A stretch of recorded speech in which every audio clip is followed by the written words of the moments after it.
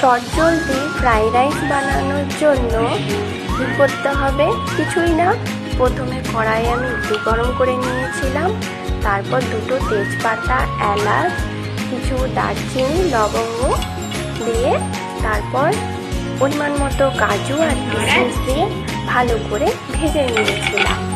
ভাজার পরে আমি আগে থাকতে গাজর আর ক্যাপসিকাম কুচিয়ে রেখেছিলাম, ওই গাজর আর ক্যাপসিকামটা আমি দিয়ে দেবো, দিয়ে ভালো করে আবার মিশিয়ে নেব।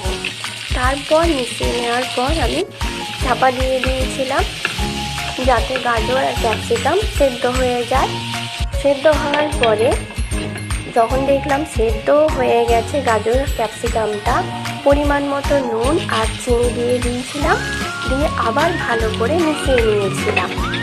মিশিয়ে নেওয়ার পরে আমি আগে থাকতে রাইসটা করে রেখেছিলাম, সেই রাইসটা দিয়ে ভালো করে আবার পুরো জিনিসটাকে মিশিয়ে নিতে হবে। মিশিয়ে নিলেই ব্যাস তৈরি হয়ে যাবে ফ্রাইড রাইস চটজলদি।